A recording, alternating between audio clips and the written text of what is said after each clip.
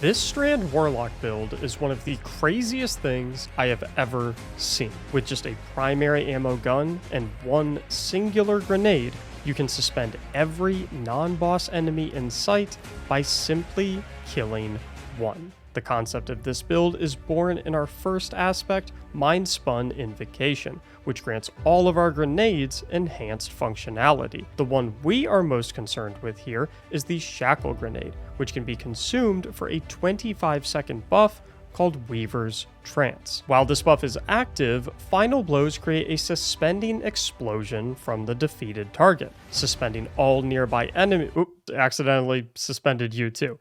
Here, click the like and subscribe buttons and it should let you yep, sorry about that one.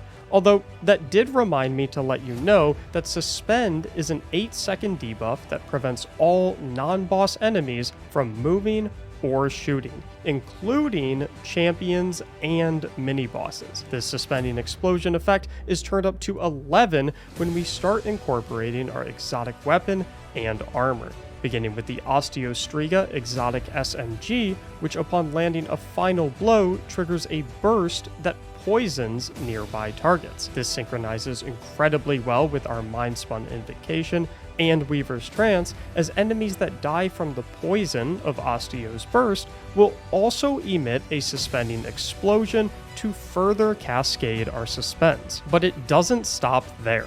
The Necrotic Grip Gloves, our exotic armor piece for this build, allows you to poison enemies with your melee and melee abilities, but that isn't why we love it for this build.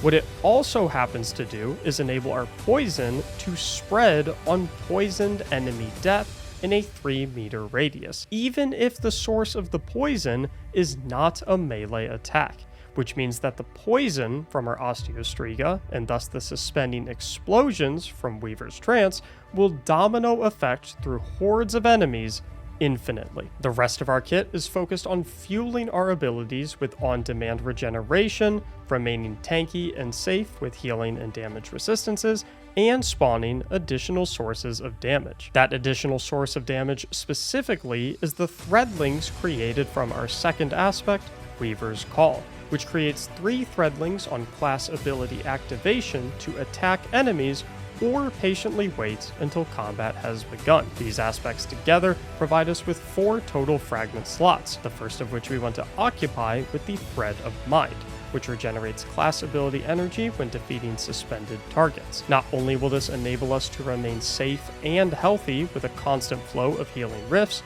but will also provide us additional benefits from the cast of the class ability itself once we get to our mods. Looking at the rest of our fragments first, though, the Thread of Generation will fit our second slot, refunding grenade energy simply for dealing damage from any source. After that is the Thread of Warding, which will grant us Woven Mail, a 10-second 60% damage resistance buff on Orb of Power pickup. And finally, we'll round it out with the Thread of Continuity, which increases the duration of our strand debuff effects by 50%. Specifically increasing our suspends from 8 seconds to 12 seconds. So to take stock before we talk about the mod setup for this build, we currently have an infinitely cascading poisonous suspending wave, class ability and grenade refunds on demand, healing on demand, and a 60% damage resistance buff. Yet we still have an entire suite of mods to further increase the combat potential of this build, beginning on the class item with Reaper to generate an Orb of Power on weapon final blows after class ability cast. We'll also want to apply 2 copies of Bomber to that same class item to additionally receive a significant refund to our grenade when casting our Rift as well. Next on the table is Kinetic Siphon on the helmet to generate Orbs of Power from kinetic weapon multi-kills with our Osteostriga. Collecting the Orbs of Power generated from both Reaper and Kinetic Siphon will further benefit us with 2 copies of Kinetic Surge on our boots for a 17% kinetic weapon damage buff while armor charged, and 1 copy of Recuperation for a 70 HP heal. You'll also want to further your ability refunding capabilities with 2 copies of Impact Induction and 1 copy of Focusing Strike on your gloves for grenade and class ability energy refunds respectively when dealing damage with a melee or melee ability. From there, the gaps can be filled in with finders and scouts on the helmet, resists and reserves on the chest, and stat mods across all 5 pieces, prioritizing resilience, discipline, and recovery in that order. And as usual, there is a Destiny item manager link in the description that you can use to easily copy everything in this video over to your Guardian with just one click. And if you reside in the 67% of viewers who aren't subscribed, I'd appreciate your consideration in changing that if you've enjoyed this video so far. Now, looking at the specifics of how to play this build, your ability rotations are quite simple, opening any combat sequence with grenade consumption for your Weaver's Trance buff.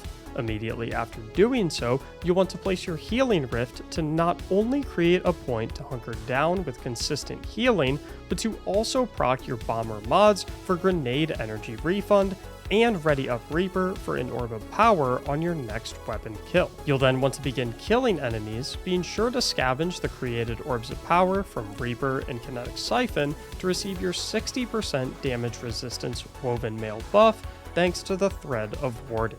As your Weaver's Trance buff timer winds down, you'll want to begin consuming your next grenade.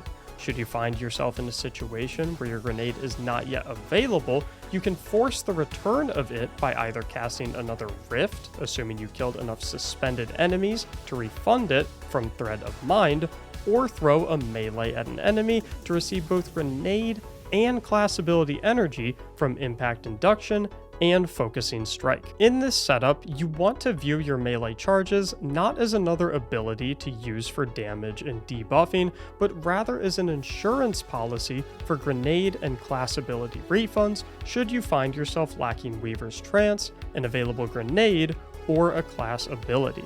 And in situations where you're lacking your grenade and have already expended all 3 of your melee ability charges, you can still deal damage with a regular melee to proc Impact Induction and Focusing Strike to get you back into your ability loop as quickly as possible. And although this build has damage and crowd control through the roof, its #1 weakness is its lack of healing relative to other builds. So ensuring that you space out your Orb of Power scavenging to make full use of the recuperation heal and woven mail buff timers is of paramount importance. I hope you enjoyed the watch and equally enjoy using this build in game. If you want more builds from me, liking and subscribing is the best way to see them all. I'm currently working on a whole suite of builds ranging from Strand, Hunter, and Titan, Solar for all 3 classes, Falcons, Arc Assassin's Cowl, and Young Ahamkara's Spine Solar Hunter, and so much more. Thank you so much for watching, and as always, have a great day.